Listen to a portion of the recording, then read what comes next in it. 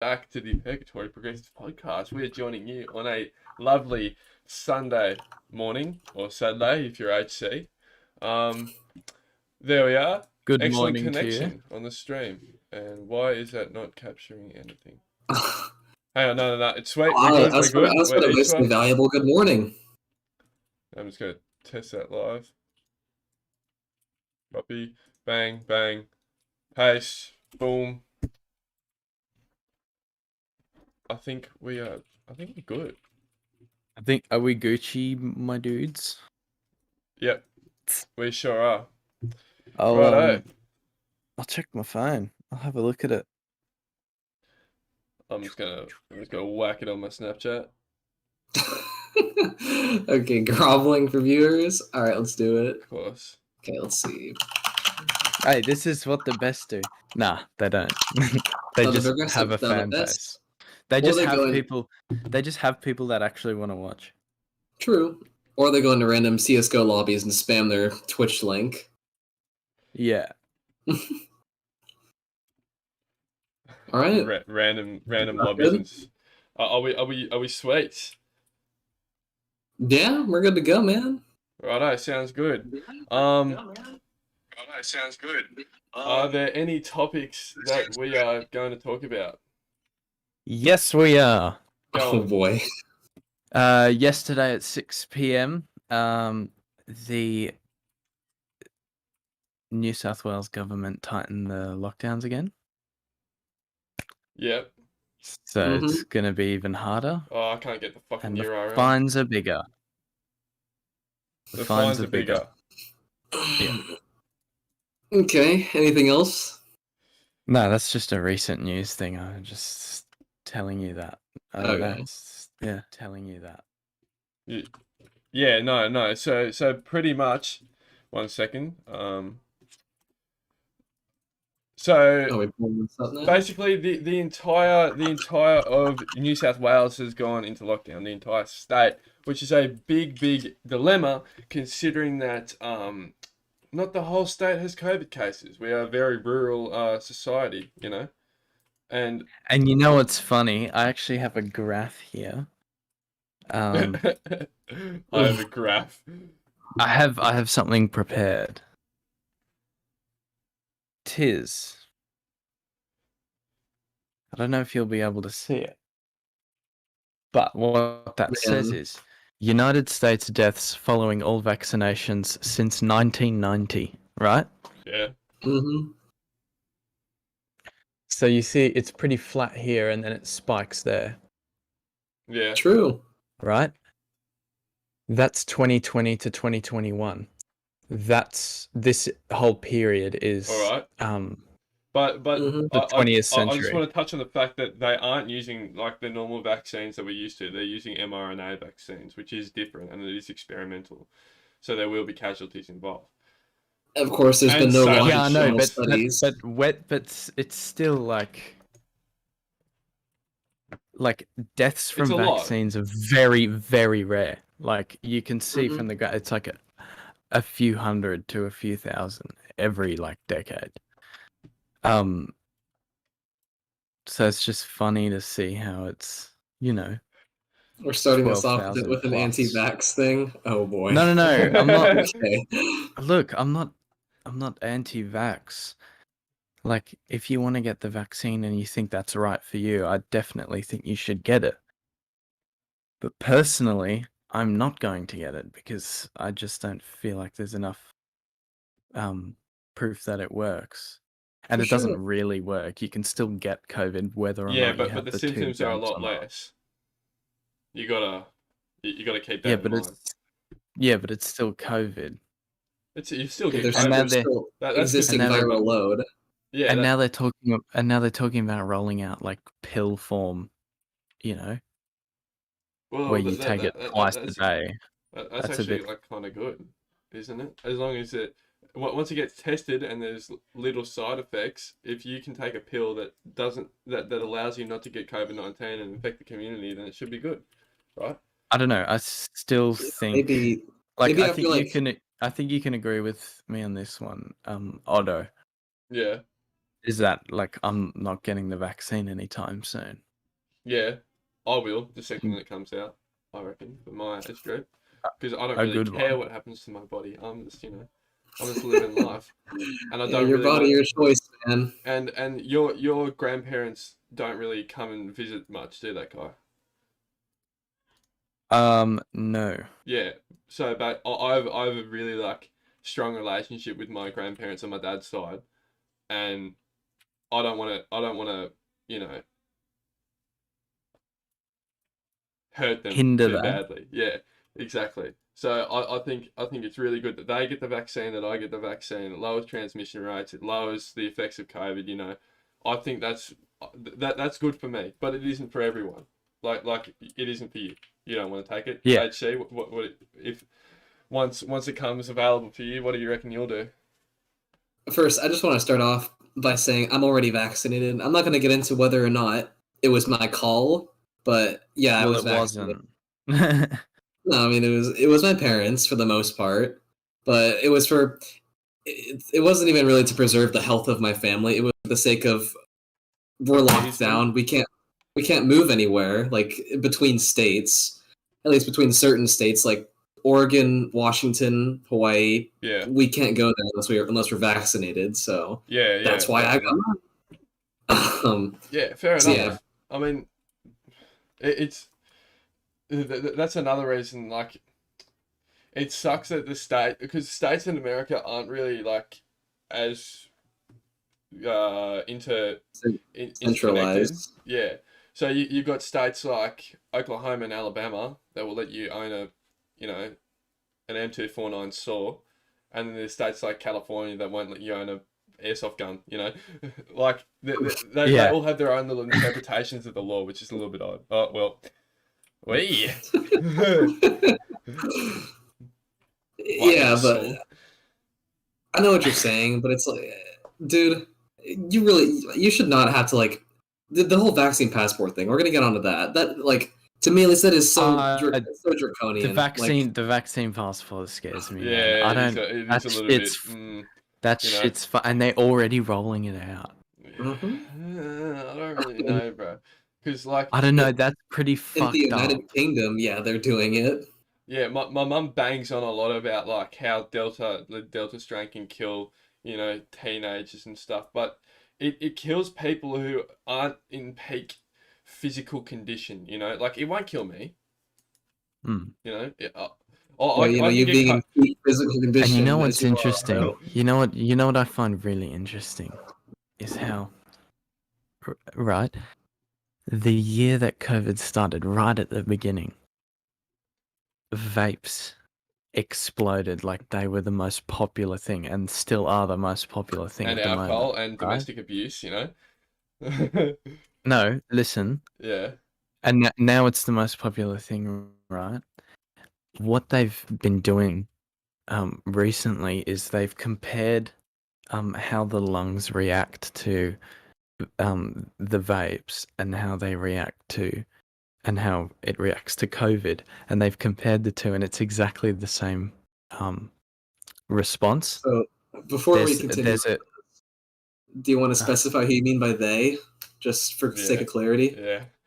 They like top doctors. I can give you the names if you want. No, I just wanted to know. All right, go on. It's the same. It's pretty easy to believe because, okay, I don't know if you know this or not, but lungs with COVID have like this glassing effect. Yeah, fluid. Where it's got like this fluid, this slime on it, right? Mucus. Yeah. Yeah. Yeah, but it's the same with vapes. Exactly the same. Same reaction. Are you seriously Inflammation? comparing? I'm sorry. I have to disagree with you there because inflammation it's a result of an infection of some sort, and your macrophages and your neutrophils are the ones that are using a set of fluid and inflammation to help fight disease. And the carcinogens you get and all the other chemicals from like aerosol products, we'll call them. No, those just tear up mucus lining. And that's why there's fluid from those. Right. Like, totally different things. So Okay. but you can go on with your point now.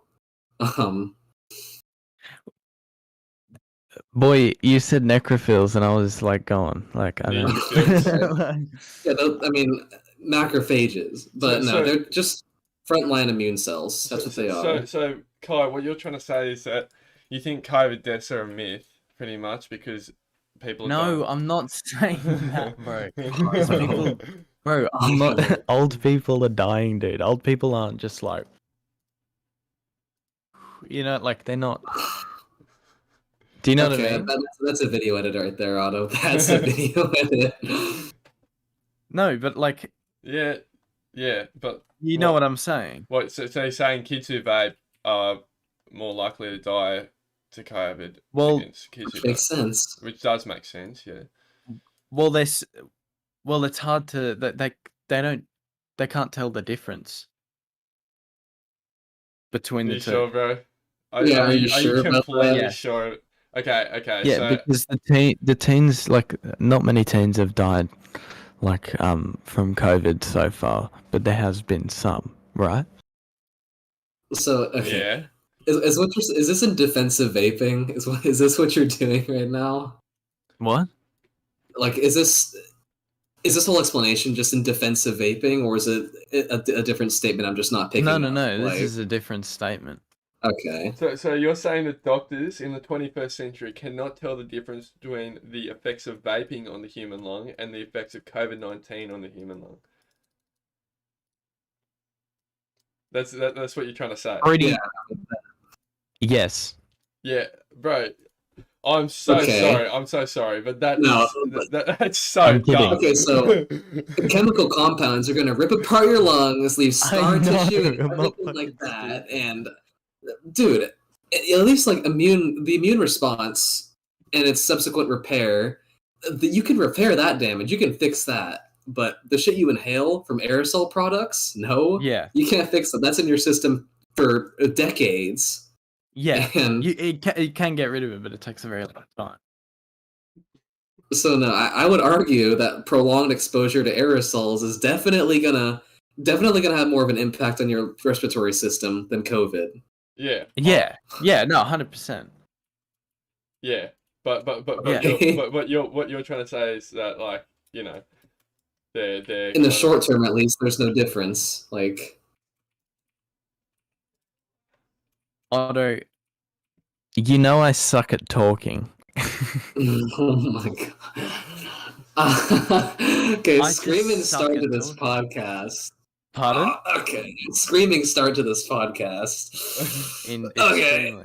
I suck at talking. Is there anything else we want to move on to? Because, I mean, we can go on about a whole lot of things, man, but I don't want to talk about Kai, you got any other points on, any other topics? I see him fidgeting. Can we go global? He's scrolling through his whole list right now. Before we go global, I want to keep it Australian for a sec because nationalist pride. Anyway, so they've locked down all of rural New South Wales, which is a big problem because you've got areas like Walgett, which does have high infection rates and stuff like that. Yeah, but you've got towns like Thredbo and Perisher that have close to none. Berry, lockdown, close to none. Broken Hill, none.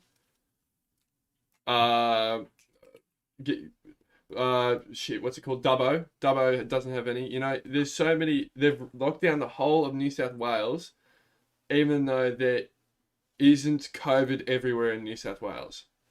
And you know what the funny thing about that is? The reason those places have zero, those places have the least amount of vaccinated people in the state.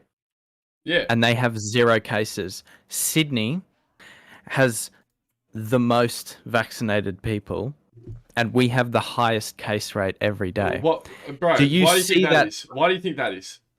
Hang on, just think about that for a little bit. Why do you think that is?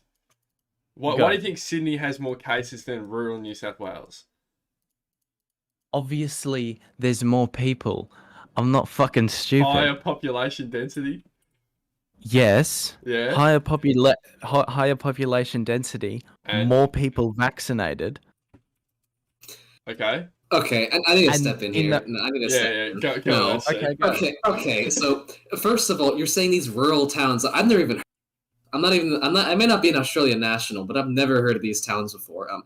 I would wager that there's a lack of infrastructure to get to these sites. There's a lack of incentive to go to these sites. Therefore, there's not vaccinations because they don't get shipped there because there's not enough people, and there's not any cases there because really, not many people are going to go to Farmville in the middle of a pandemic. Exactly. That's why there's no cases there. Actually, and no vaccinations you'd be surprised how many people you know. All the rich people who live on Headland Road are like, oh yeah, let's bloody go to our holiday home in fucking Whoop Whoop. Yeah, except they all have holiday homes on like rural towns on the coast, like Coffs Harbour and stuff. You know, or like Byron Bay. Not. Okay. Not necessarily. Wait, do you know about Byron Bay?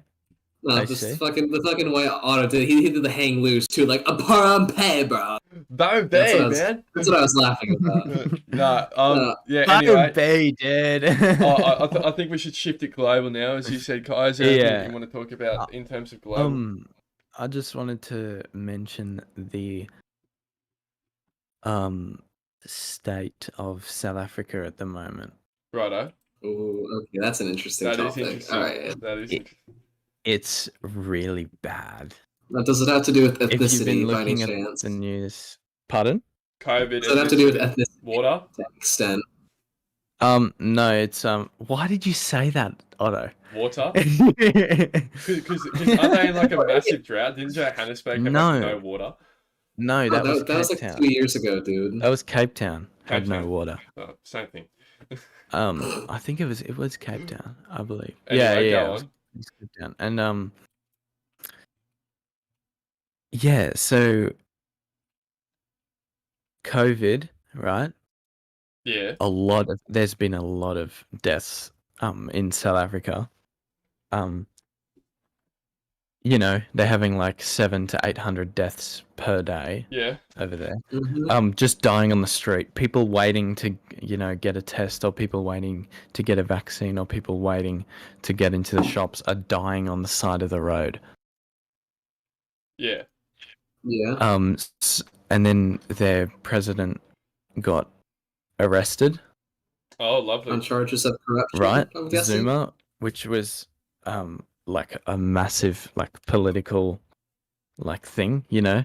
with the apartheid and all that. The ANC is already corrupt as is. Like, I'm really not surprised. But the apartheid and all that stuff. I don't know if it's really a link to that. But it's pretty much every man for himself, or every community for himself. Like in those gated communities in South Africa. Yeah. Like everyone in the town, like they've set up like surveillance and shit. Like they're guarding their territory and stuff, and there's looting going on, and a huge shipping port got hacked and like pretty much destroyed everything, right? Yeah. Which means there was no produce coming in, and it just fucked the economy even more. On top of the looting, on top of COVID, and no one working, it's really bad, like bad. So, we're just talking about South Africa being a failed state right now, is how we're going on about. Because if you want to talk about being a failed state, we can talk about land reclamation. It's a country. We can talk about that. I said failed state. That's a term that applies everywhere. Yeah, like Zambia is a failed state. Okay. There's actually more than there's multiple states in South Africa. The great state of South Africa. Yeah. Yeah. I get you. No, but fucking, if we're talking about South Africa just failing as a country, like, okay. Their government's corrupt. It's completely fucked. Finn Manny says talk about gay marriage. in the I chat. bet Okay. I am Otto has a lot against to say no. about that. Otto Oh, has a lot to say about that. well, Yeah, no. honestly, Simple black and white. Yes or no, Otto. Yes or no. That's all you can gay say. marriage, yes. I don't really. Oh well, I'm not religious. I don't really care what you do. If you want to be happy, go ahead and do it. You know. Except I'm not religious, so I can't make a stance on it because marriage traditionally is a religious practice. There's my opinion. I'd say it's a cultural practice, but yeah, same principle. Yeah, well, What a whole about- bunch of atheists don't really like get What married about anymore. you, HC?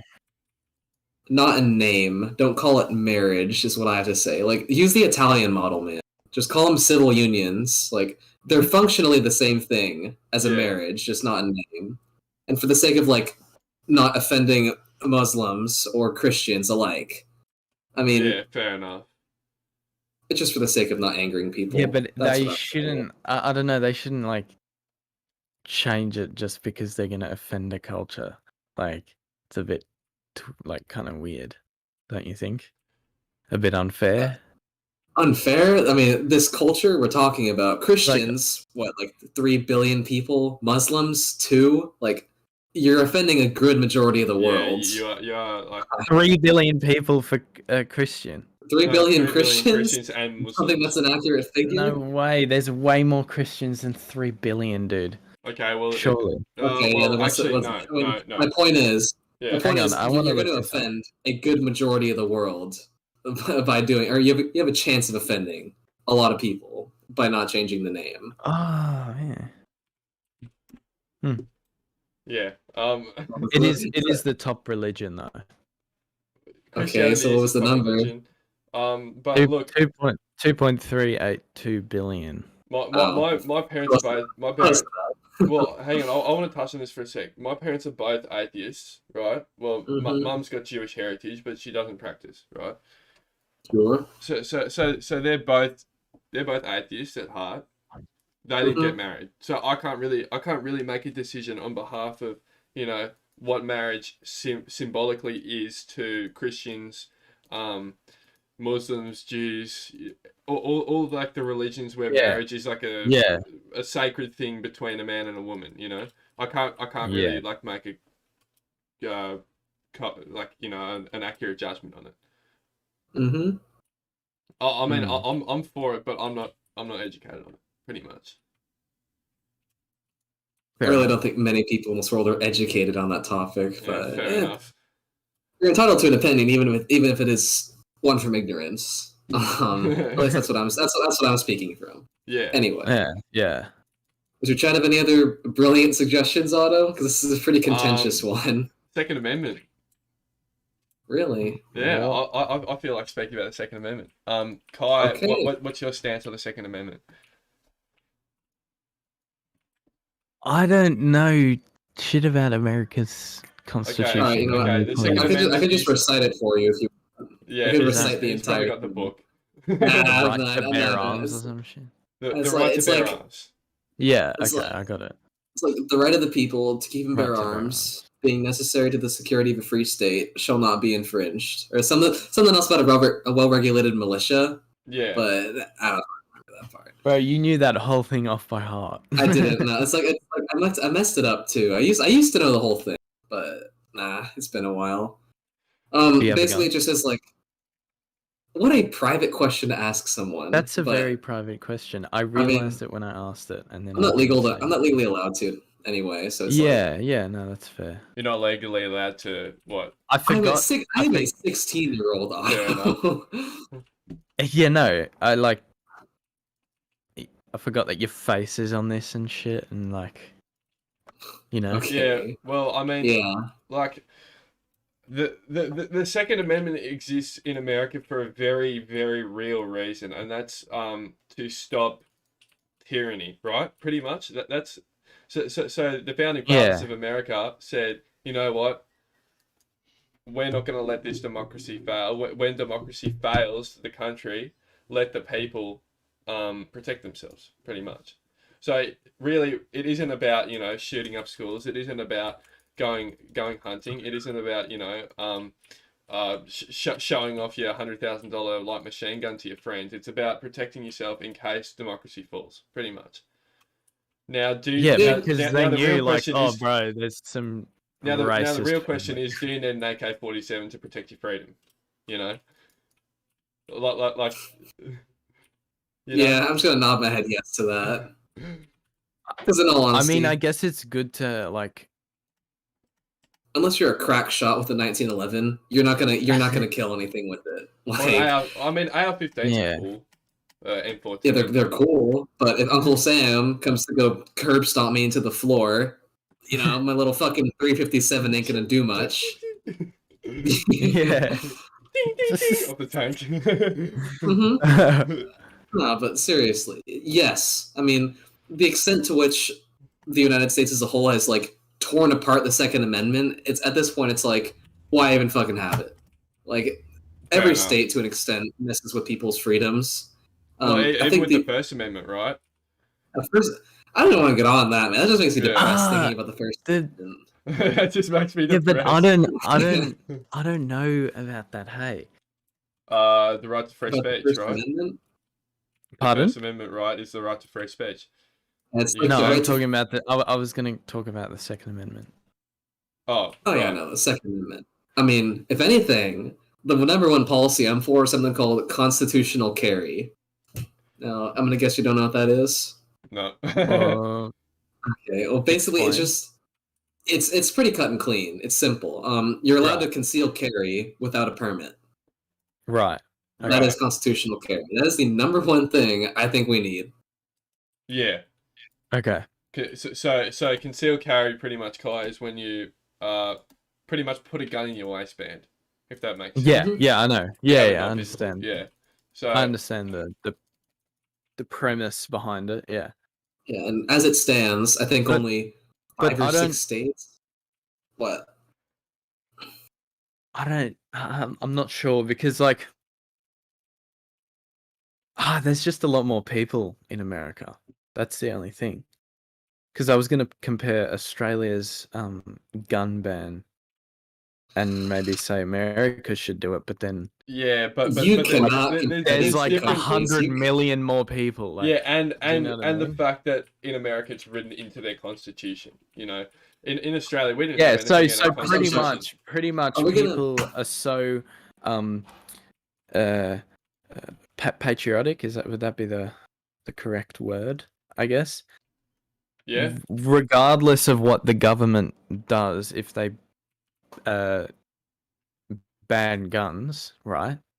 They will go against the government and just follow the Constitution. Do you know what I mean? No, that would not happen. There will be those. That would you not don't happen. Reckon? No, especially like if it hasn't happened yet in California or in or in other like blue states, it's not going to happen. Like people, they're going to obey the law. There won't be some like mass insurrection against the government. No, that won't happen. Right. Okay, so then why don't they do it? Why don't they do it? Because we are not the same country, you and I.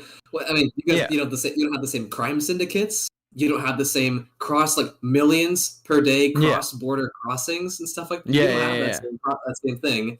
And Americans have a much greater Our need country for is a lot more, obviously lower population, but like it's just a completely different culture and government. It's a different country. Like, I don't know why I was trying to compare it. But anyway. I mean, in all honesty, with gun policy, with most policy, you can't really compare America to any country. Like, we're pretty unique in a lot of things. For better or for worse, we're unique. Yeah. More for worse, but yeah. Well, America once upon a time was the epitome of a democracy. You know? Yeah. True. Well, now that's a little bit shaky. Yeah, you know. I would say true. Up until like the 50s and 60s, America was the ideal democracy. Yeah. But as it stands, American democracy is dead, in my opinion. Yeah. Well, it's like full capitalist, you know. It's now, instead of being like what your country would aspire to be in terms of democracy, they're like the epitome of a capitalist country. Yeah, dude, it's corporatist. The voter turnout is in the shitter, and it's so. Yeah. I'm sorry, it's a partisan.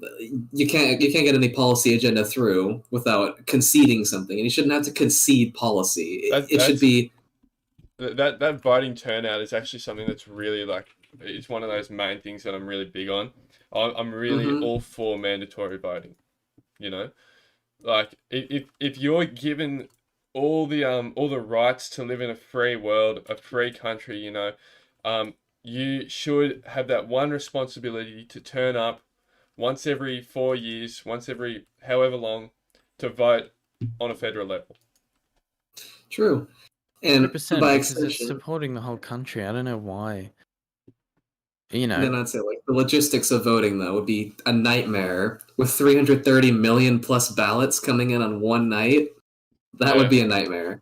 It'd be rife with potential for election. Yeah, but it's more accurate. Okay, I mean, on the subject of accuracy, worth the more time and more money. Election fraud? You think that wouldn't be more possible with 100% voter turnout? It could be, but I think if you design a scheme where it's very difficult to do voter fraud, I'm not exactly sure how, but if you somehow, if some, you know, Harvard, you know, we alumni have the technology. came out and said, you know, this is how you do it, I'd say push for mandatory voting. Yeah, no, we have the technology to make it like difficult. We definitely do. Now, I'm not gonna say that we've had a history of election fraud in recent years, but my confidence in the processing of ballots, at least in the recent few years, it's taken a precipitous decline. Yeah, it's like no. So unfolded ballots last election, the lack of poll watchers, to name a few things, like or doesn't exactly seem fair. Or maybe instead of a mandatory voting scheme, you could do something like advertise or really make it an emphasis that you want to go vote. You want to make voting like something that appeals to the people. Like you don't have to vote in the two-party. I feel like Americans are kind of trapped in, I have to vote to Democrats or Republican. And you don't really. There's the Libertarian, there's the Greens, there's Independents. I'm pretty sure. You guys have independents in America. Independence is a pretty broad term, but it's just like all the minor parties no one's even heard of. Is that weird elephant thing with the stars and shit? That would be the Republican Party. Oh, that's the Republicans. Sorry, I'm trying to get my symbols correct. Americans really are trapped in I either vote Republican or Democrat or I don't vote, pretty much. And I think there should be an American explore different because like for instance, my dad, he's a Labor voter most of the time, but he sometimes votes Greens. He voted for Nick Xenophon, you know. I feel like HC. It's whoever's doing something good at the time. It's whoever's doing something good at the time. Yeah, exactly. Or what you personally think is good. Yeah, and I think that we shouldn't be confined to a two-party system. And by extension, of course, if you have like safe districts, like San Francisco, safe Democrat, 100%, of course, that's going to disincentivize. Even if we were in a multi-party system, it disincentivize all other voters from even voting in that one district. Yeah. So I mean, my solution to that would be have like a parliament or something, like a House of Representatives on crack for electing the president. Because I know in the UK, at least, their system for choosing a prime minister, it's the majority in the House of Commons that chooses their prime minister. I think for American elections, if you want to have increased voter turnout, a multi-party system with 999 seats across the country, that would be a great way to increase voter turnout instead of having 50 states where every single one of them but Pennsylvania, Michigan, and Florida are safe for one side. Yeah, exactly. Also, on that, do you believe in a first past the post system, or do you think it's good as it is with the college electorate? First past the post is terrible. Whoever gets 50% plus of the vote, no. That, unless you have like ranked choice with at least like 6 or 7 candidates, no, it just wouldn't work to begin with. And the electoral college is also flawed as hell, because why would a conservative in California even vote, or why would a liberal in Oklahoma even vote? Like, there's no point. Yeah, fair enough. So in Australia, we have like an optional preferential vote. So you have a massive ballot. They call it the tablecloth. You have 3 papers, but this is the main one, and it has every single party person, and you rank them 1 to 8 or 1 to 12, whatever you want. Or if you don't want them in, you just go 1, 2, 3, and then you leave the rest blank. And I think it's a pretty good system, in my opinion. It works for Australia at least. System.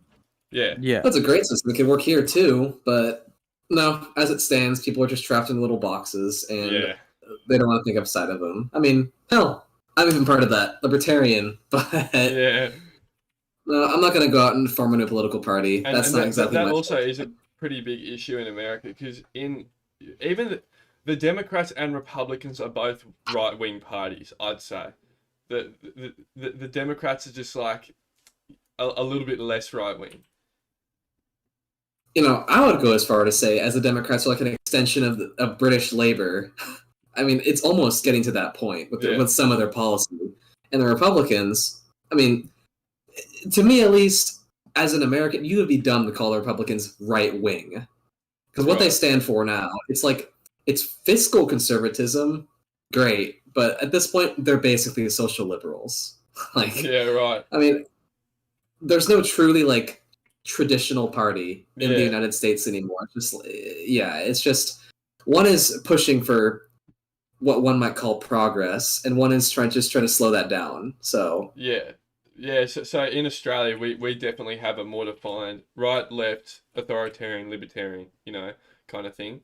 We got lib left, Greens, we got lib right, Labor, we got lib left. Lib left is Labor, lib right. Hang on. It's okay, take your time, Otto. Lib left, Greens, pretty much. Orth left, Democrats. Or pretty much Labor, but not Democrats. I don't know why I said that. Orth right, Liberals. Pretty much. Well, see, here it's off left is Democrats and off right is Republicans. So it doesn't fucking matter which way you go. We're both moving towards a more authoritarian state here. So that is kind of concerning. I think you need, because in America you guys have a crossbench. You guys have a crossbench, right? Sorry, a what? A crossbench. Crossbench. Never heard of that term. Right. So in Australia, we Can I just interrupt for a second? Yeah, go on. Unfortunately, I have to cease being on this call. Oh. All right, it's all good, man. You guys are more interesting. No, you got your own things. I love you. Yeah, true. Adios. Adios. Social stuff's important. Good having you on, man. Yeah, that's it. Peace. Anyway, so in Australia, we have this like crossbench. So when you're voting on a bill in Australia, you get the parties to vote, and you all need to be in the House of Representatives at a particular time. And to stop one party from having all the power over another party, you have the crossbench. Oh, so just like coalition government, basically. Pretty much, yeah. Yeah, okay, that makes sense. So you got your independents, you got your Greens, you got all little loose independent parties that sit on the crossbench and think, oh, Labor's doing something that I like, I'm going to vote for them. Oh, Liberals are doing something that I like, I'll vote for them in this one. So like swing voters, and I think having a strong crossbench is the way to go. Definitely. I mean, I know the EU's parliament has like the EPP, for instance, the European People's Party. They're pretty flip-floppy on a lot of things, and coincidentally, they're also the biggest party in the parliament. So, honestly, if we had a system like the EU, or EU and Australia by extension here, I still think we'd have greater political representation. Although that also invites the opportunity for extremist parties to come into power. Yeah, definitely, and that's a big issue. When you got a whole bunch, like there was this senator for Virginia called like Nathan Larson, I think, who is an absolute nutcase. Like he should never be elected into parliament based off his things, and he nearly did because he joined.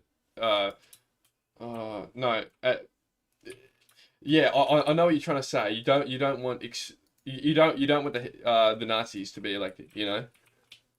Definitely, but then again, I mean, everybody should have a voice, and if the people of the country want an authoritarian in power, who are we to stop them? Yeah, Like exactly. it's the people's voice, even if it is extreme. Yeah, well, back in the 40s after the Great Depression, that's like kind of what happened with the Nazi Party. In the 30s. Everybody kind of gets more extremist. So yeah, you had the Orth left and the Orth rights, and they're kind of like centrist. And then after that Great Depression, you got communist and you got fascist, and then in the middle you got the Nazi Party, and then invites a whole lot of problems.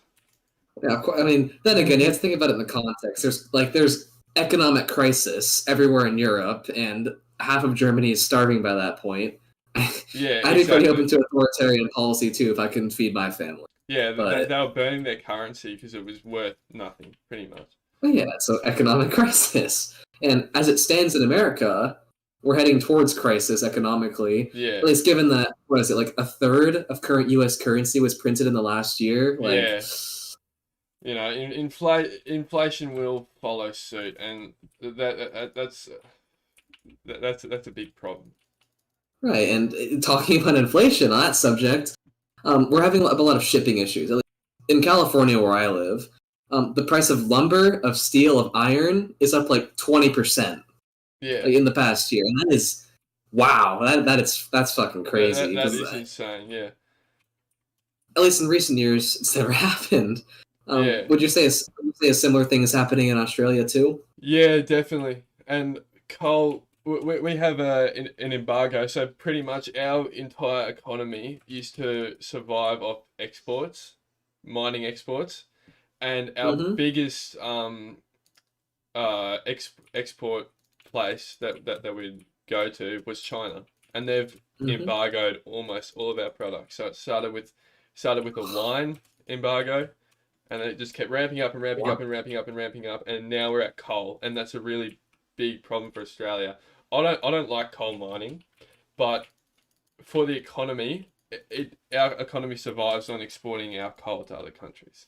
Right, and by extension, at least I saw something about East Timor and shale deposits. At least in the Timor Sea between the Indonesian archipelago and Australia. Yeah, I saw that too with East Timor apparently closer relations with China. Yeah. And what's your thoughts on that and shale deposits? I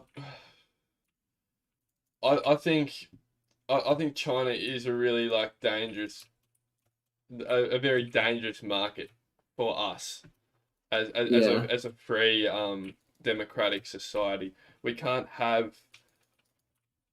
Well, you can't feed the dragon that's going to eat you, right? Yeah, exactly. And I think we're just really lucky that the Chinese are pretty insular kind of people. That they aren't really pushing for world domination at the moment yet. No, I don't, because I disagree with you there. Yeah, right. Okay, well, I mean, do you want to know why I think they're pushing for world domination right now? Okay. Have you heard that they're pumping billions of dollars into African infrastructure projects? Yeah.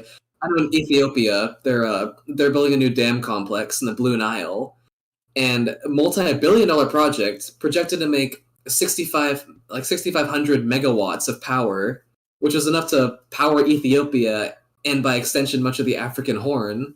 So China's pumping billions into that, which of course that's going to be a lot of political bargaining power, seeing as Ethiopia, I think 30 years from now, they're going to have 100 million citizens. So if China is able to align Ethiopia into their sphere of influence, I mean, that Africa, it's a growing power. Yeah. It's going to be one of the biggest contributors in global geopolitics of the century. And China having them as an ally, at least as an ally or debt trapped. Yeah, and that's just Africa is a really good place for a country like China to go, because they're all really, they're a little bit not developed. I'll just say that they lack infrastructure. China goes in and says, "Hey, you want some hospitals? You want some stuff for your kids? You want some education? Can we build a dam? but it's like literally they're taking it countries. They have quadrupling populations. A lot of them, like I know Nigeria, for instance, it's going to have a population that exceeds the United States' by the end of the century. Yeah, well. Like if China were to align a country like that becomes industrialized by the end of the century, that's already going to be a huge threat to American hegemony across the world. Yeah. Let alone if they get the entire continent, which is, they're looking to do that. Yeah. Yeah. But back to the. It is a big issue, and it happens in Australia on a lesser. There's a whole bunch of Chinese textile companies that are buying land in Australia, and they're getting, and of course, and because of our stupid tax laws, they're pretty much getting all this land, using all our water, making their product tax-free, which is so bad. Beyond the tax-free incentives and Chinese companies taking advantage of that, I would say telecommunications as well, with Huawei and all of that. Like, I hate to say it, but like Australia is basically in China's grips already. Yeah, as it stands, definitely. It's not helping that Chinese students are taking university spots Australian nationals could be having. Yeah, like, definitely. Yeah, definitely. That is a pretty big issue for me. Especially when you consider all those computer science degrees are going to be going back to Shanghai to start stealing credit cards. Yeah. No, I'm kidding. Well, actually, here's a fact. So there's 800 million surveillance security cameras in the world. Okay, I thought you were going to say Australia for a second, and I was going to be very concerned. And half of all security cameras in the world are in China. Now that's concerning for me. I mean, I wouldn't want to live in China like that, and they're using it for facial recognition to find the Chinese Muslims and do some pretty awful stuff to them as well. And that's a big threat to the free world. And of course, you got me interested in the whole surveillance camera thing. Now I'm thinking about Britain, for instance. I wonder how bad it is there, because I already know they're pretty like draconian with their police practices, and that they shut down a lot of protests that are yeah, I would say they are draconian and pretty dogmatic as like in terms of free speech and stuff. But there is another underlying problem in the UK, that knife crime, pretty much. Oh my god, Otto! Knife crime does not justify spying on a country. Yeah, no, I know. I know that, but what I'm trying to say is that it can't be their whole surveillance system can't be too developed yet if there's so much violence in like the suburbs of London and stuff.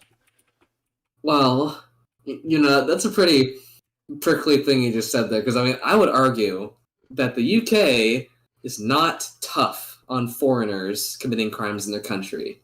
Yeah, they're pretty laxed. They are. I would definitely say so. And if you really want to stop your knife crime, okay, how about you give your fucking police officers more than a goddamn blunt stick? Yeah, because definitely. I'm telling you right now, if I have a butcher knife and that dude in a yellow jacket and a police cap has a fucking stick, Taser, yeah. Okay, like if we're yeah, worst comes to worst, yeah. I'm not intimidated. I don't have the best relationship with law enforcement, but I definitely see a need for them to be armed. Mm-hmm. Well, especially if you have, I want to say, hundreds of thousands of illegals in your country that don't exactly respect British law a lot of the time. Yeah. And yeah, but that's a whole different debate about like assimilation and stuff like that. Yeah. And, I don't want you to get banned off YouTube, so I'm not gonna. Yeah. But fair enough. Yeah. Is there anything else you want to go over, man? No, not really. I don't have any more points to discuss. Goddamn. Okay. Well, I think it's been a good talk, man. We've been on for 45 minutes? Yep. 50 minutes. Well, shit. That was good talk, man. Yeah, good stuff. And I know you got lunch with some buddies, so I'll let you go. Some buddies? Yeah.